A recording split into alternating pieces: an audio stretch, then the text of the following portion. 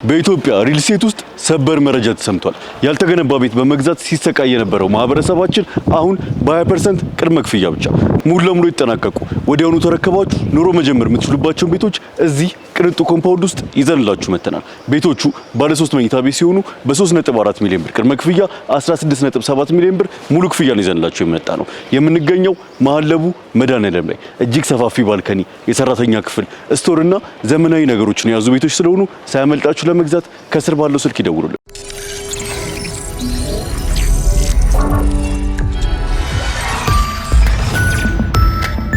ይህ አዋዜ ሰበር ነው። አበይት ነጥቦችን እናስቀድማለን። ፕሬዚደንት ዶናልድ ትራምፕ እጃቸውን ኢራን ላይ ከማሳረፍ ቆልፎ ይዞ የቆየ የተኩስ አቁም ስምምነት ነፍስያው ልትወጣ ግሉኮስ ላይ ነው ሲሉ ተናገሩ። የእስራኤሉ ጠቅላይ ሚኒስትር ቤንያሚን ኔታንያሁ አገራቸው ከአሜሪካ ታገኝ የነበረውን ዓመታዊ የገንዘብና የጦር መሳሪያ ድጋፍ በሚቀጥሉት 10 ዓመታት ውስጥ ሙሉ በሙሉ ለመተው መዘጋጀታቸውን አስታወቁ። በተያያዘ ዜና እስራኤል ግብፅ በኢትዮጵያ ላይ ያላቋረጠ ጥቃት በመፈጸም የምትጠቀምበትን ተመሳሳይ የዩናይትድ ስቴትስ አሜሪካ ዓመታዊ የገንዘብና የጦር መሳሪያ ድጋፍ ሙሉ በሙሉ እንዲቆም የማድረግ ዕድል እንዳላት ተነገረ። ፕሬዚደንት ዶናልድ ትራምፕ ተኩስ አቁሞ ያለበትን ሁኔታ ዶክተር ለቤተሰቦቹ ይተርፋል ቢባል እንኳ ምናልባት 1% ዕድል ብቻ በሚያስብል ግዙፍ የሕይወት ማቆያ ድጋፍ ነው የሚገኘው የሚያስብል ነው ብለዋል። በከባዱ ደክሟል ሲሉ ገልጸዋል። የኢራኖችን መልእክት ጥራጊ ወይም ውዳቂ ካሉ በኋላ እሱን ካነበብኩ በኋላ እንደውም አልጨረስኩትም ነው የሚሉት። ምክንያቱም ጊዜ ማጥፋት ነው የሆነብኝ። ተኩስ አቁሞ ያለበትን ሁኔታ ከደካማነትን በባሰ እስትንፋሱ በይፋ ልትወጣ ቀርቧል የሚያሰኝ ነው እላለሁ ብለዋል። ፎክስ ኒውስ እንደዘገበው ትራምፕ ኢራን ከቶም ኒውክሌር መሳሪያ እንደማትይዝ ዋስትና ሰጣለው ማለታቸውን ቁርጠኛናት ኢራን ውስጥ የሚጠራጠሩ አመራሮች ካሉ ደደብ ሰዎች ናቸው ብለዋል። ኢራን እሁድ ዕለት በፓኪስታን በኩል ለአሜሪካ ያቀበለችው አዲስ የሰላም ዕቅድ 60 በመቶ የበለጸገውን ዩራኒየም አምጥቼ አስረክባለሁ ስትል በቃል የሰጠችንን ቃል ኪዳን ወይም አመኔታ መልሳ የካደችበት ነው ብለዋል።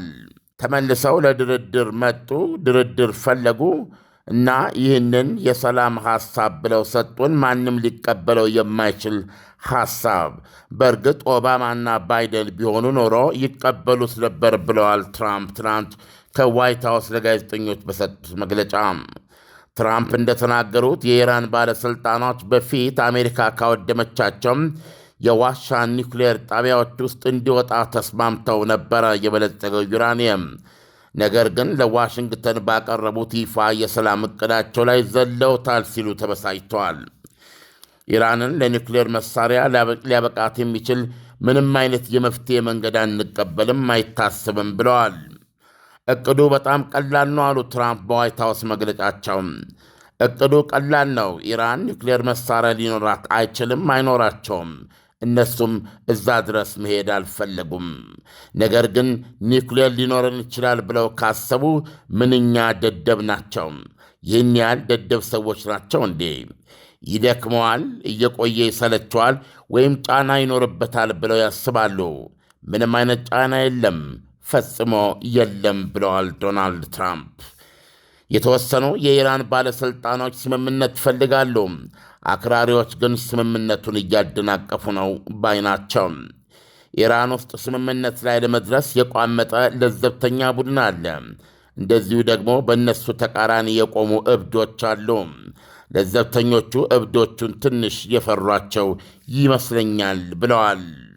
ይህ በእንዲህ እንዳለ ለፎክስ ኒውስ በሰጡት ሌላ መግለጫ ኢራን 440 ኪሎ ግራም 60 በመቶ የበለጸገ ዩራኒየምን ታች ስር የተቀበረ በመሆኑ ራሷ አሜሪካ ካልሆነች በስተቀረም እኔ ቆፍሬ ላወጣው አልችልም ስትል መናገሯን ገለጹ።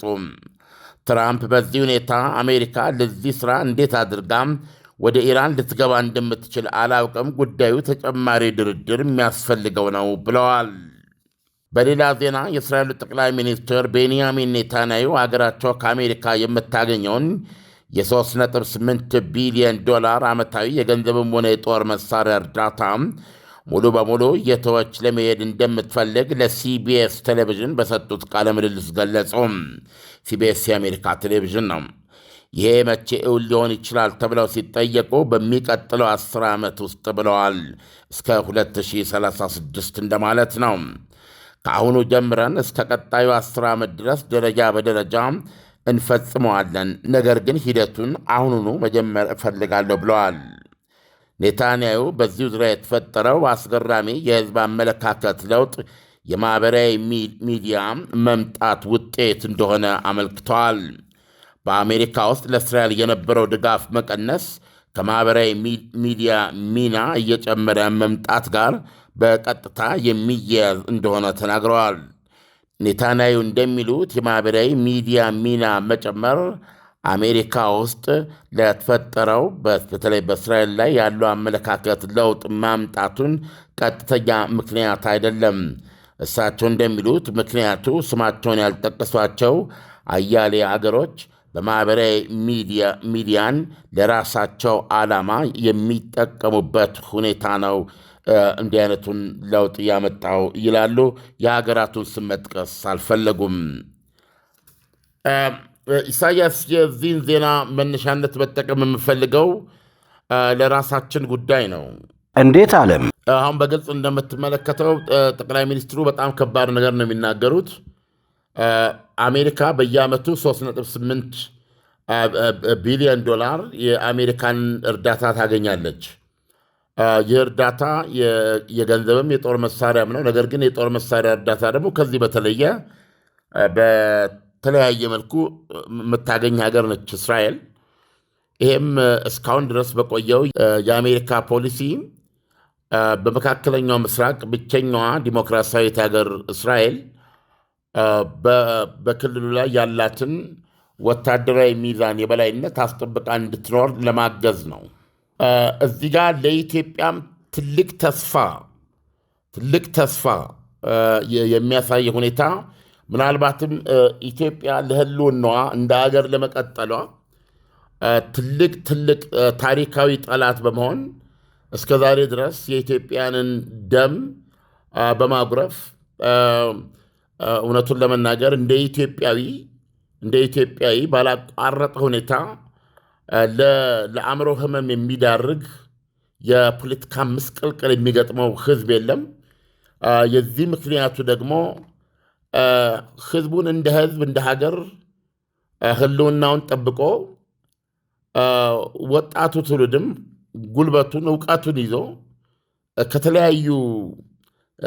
ከተለያዩ ትርኪ ምርኪ አስተሳሰቦች ነፃ ወጥቶ ወደ ስራ የሚፈጠርበት ሀገር፣ ወደፊት የምትራመድ ትልቅ ሀገር፣ የቻይና ምሳሌ የምትሆን ሀገር እንዳትፈጠር ትልቁ ዋነኛው መሰናክል ያለው ካይሮ ነው እና የዚህ ምክንያት ምንድን ነው? ካይሮ ሁል ጊዜ ይቺ ሀገር በተለይ ፖለቲከኞቿ የፖለቲካ ሊቃኖቿን በቀላሉ በገንዘብ ትገዛቸዋለች እና ማንኛውንም በጤናማ ደረጃ ሊታይ የማይችል የፖለቲካ አስተሳሰብን ትልቅ የገንዘብ አቅም፣ ትልቅ የመሳሪያ ድጋፍ ስለምሰጠው እና ሀገሪቱ እንደዚህ አይነቱን ሾክ የመታገልና የመንቀል እና በዚህ ምክንያት መስዋዕት የመክፈል እና በየጊዜው እየጫጨች የመምጣት አደጋ ውስጥ ያለችበት ሁኔታ ምክንያቱ ካይሮ ነው። ስለዚህ ካይሮ ኢትዮጵያን በተመለከተ በጣም ይቀላታል ይህንን ለማድረግ ከኢትዮጵያ በአንጻራዊነት ብዙ ነገሮች አድቫንቴጅ የገንዘብ ብዙ ነገሮች አሏትና አንዱና ዋናው የመጀመሪያው ይሄ ከአሜሪካ የምትለቀተው ዓመታዊ ገንዘብ ነው። ይህ ዓመታዊ ገንዘብ አሁን የሰማው ያን ጊዜ የአሜሪካና የእስራኤል አረብ ችግርን ለመፍታት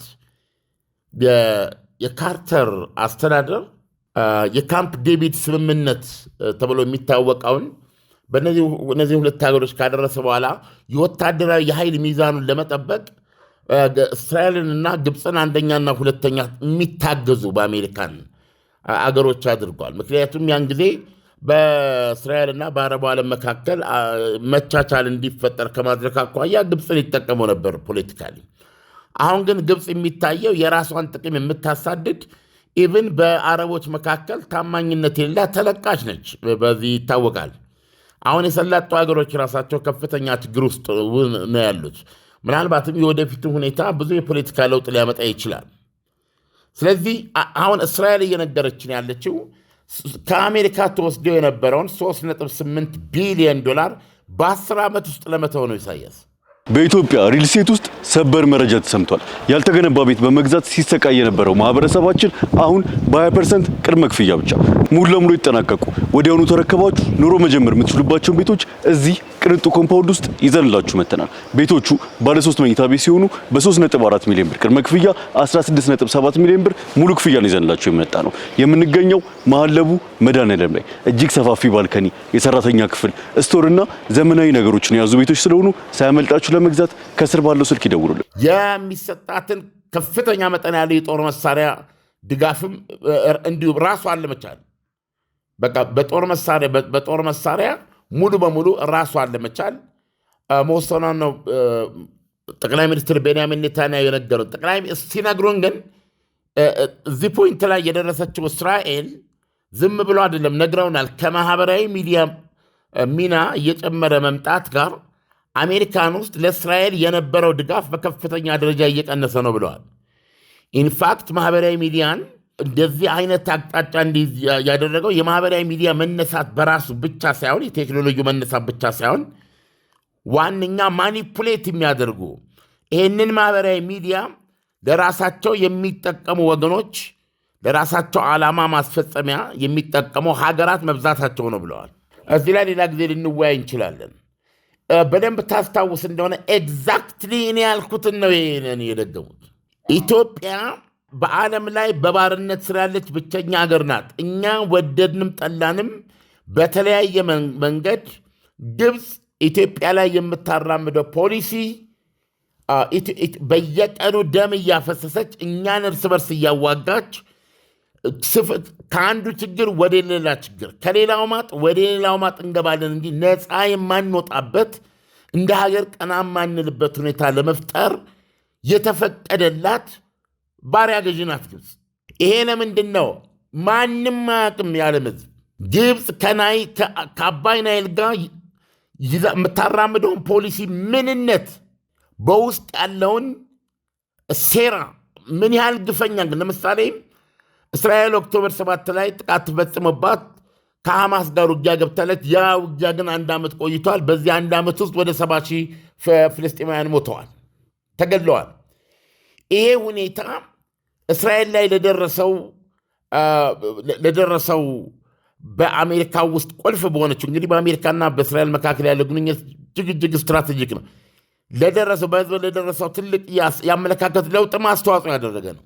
ማህበራዊ ሚዲያ ላይ ትልቅ ሚና ትልቅ ድምፅ ያላቸው ተናጋሪዎች በተለይ እነዚህን ነጥቦች በመያዝ ያደረጉት ግፊት ነው እስራኤል ከወዲሁ ራሷን በራሷ መቻል እንዳለባት እንድታምን ያደረገው ማለት ነው።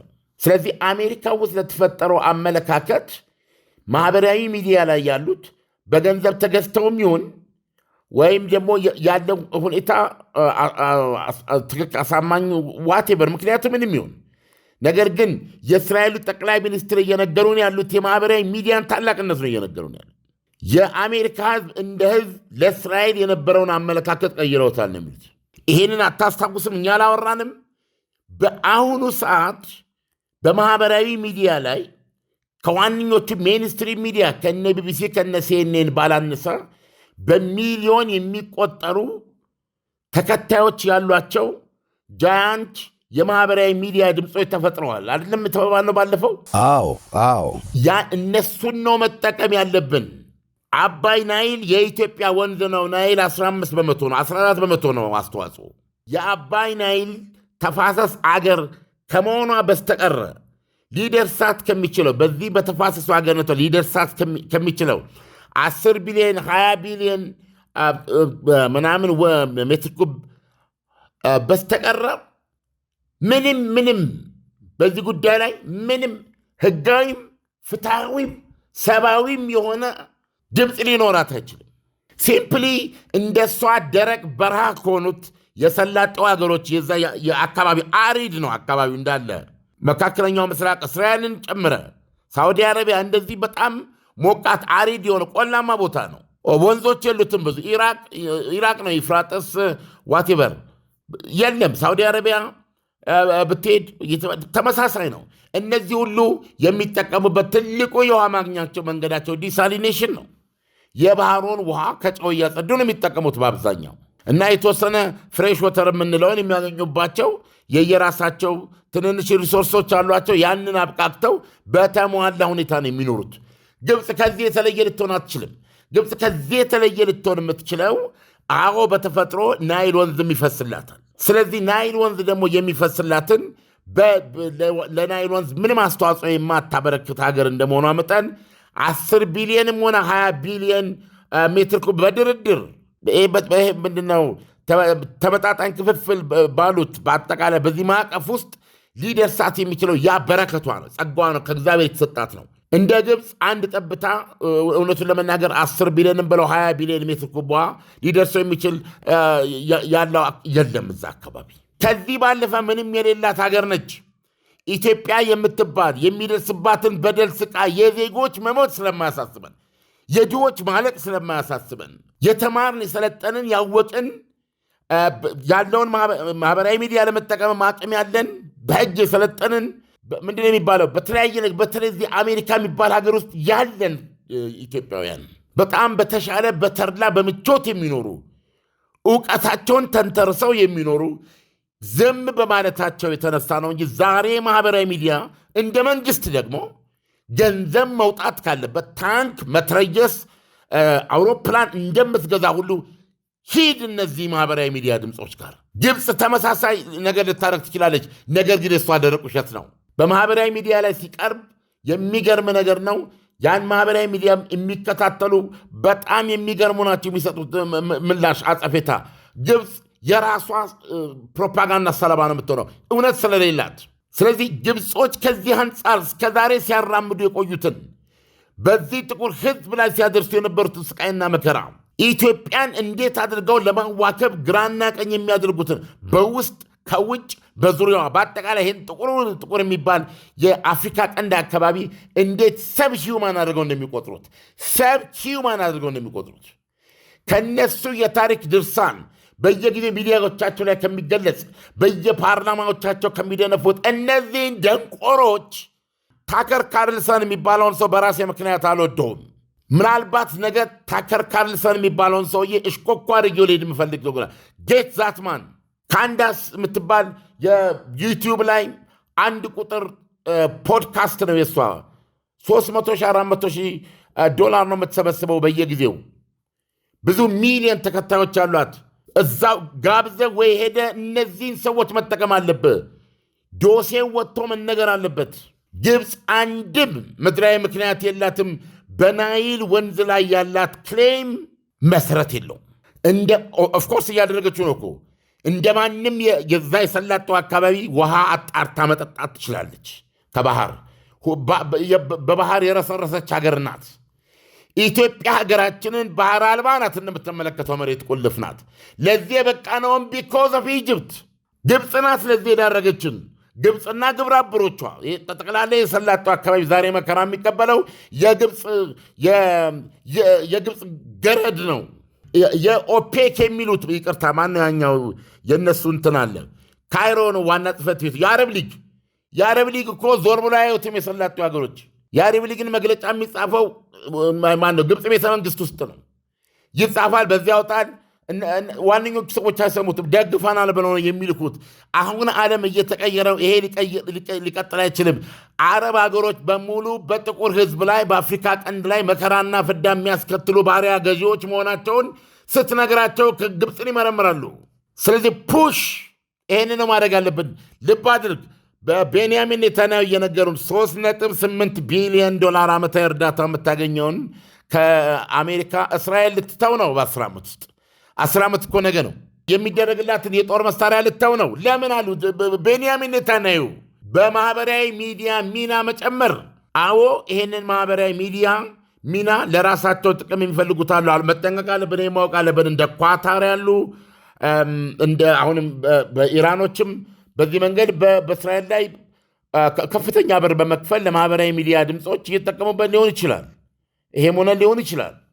እንዴት ግን ኢትዮጵያ ያን ያህል የገንዘብ አቅም ላይኖራት ይችላል። ነገር ግን እውነት አለን። ወደ እነዚህ ማህበራዊ ሚዲያዎች መሄድ አለብን። ግብፅ ጠቅላላ ታሪኩ መነገር አለበት። ግብፅ የመጀመሪያ እውነት ያለ ናይል መኖር ትችላለች። ያ በፕሮፓጋንዳ የጸና የሰይጣናዊ አስተሳሰብ ውጤት የሆነ ውሸት ነው። ግብፅ ያለ ናይል መኖር ትችላለች። እሱ ብቻ አይደለም። ግብፅ ደግሞ ተፈጥሯዊ መብት አላት ናይል ላይ። ትልቁ ጥያቄ ያላት ተፈጥሯዊ መብት ደግሞ በተፋሰሱ አገሮች የጋራ ክፍፍል ላይ የተመሰረተ ብቻ ነው።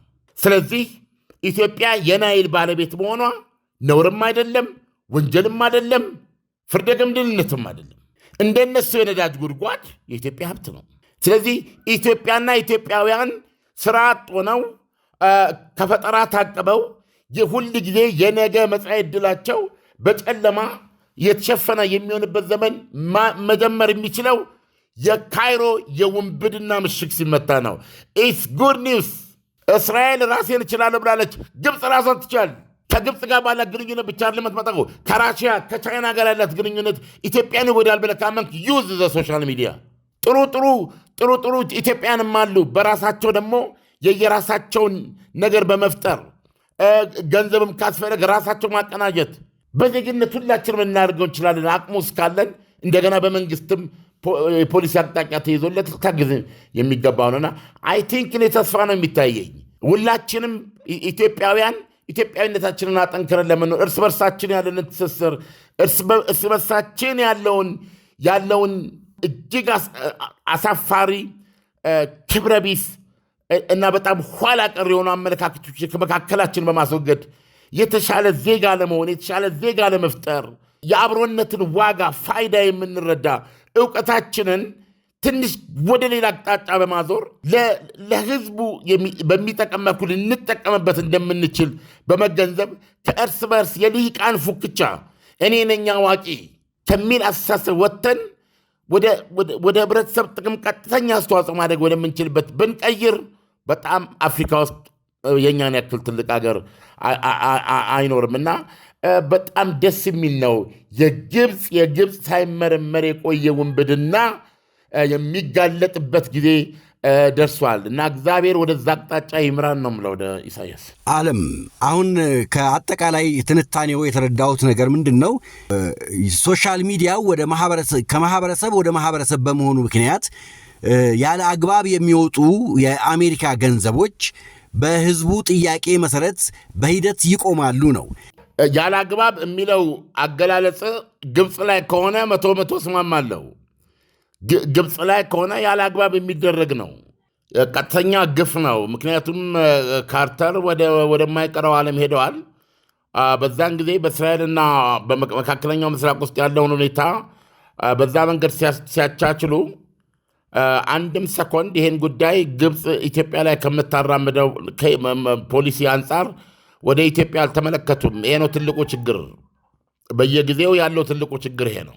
ስለዚህ ከዛን ጊዜ ጀምሮ አሜሪካ ለግብፅ ስትሰጥ የቆየችው እርዳታ ኢትዮጵያ ላይ ቀጥታ ለደረሰው መከራና ፍዳ እና ኢትዮጵያ ለደረሰችበት ምስቅልቅል ቀጥተኛ አስተዋጽኦ ያለው ነው እና ይህንን በማድረግ ደግሞ አስቻይነች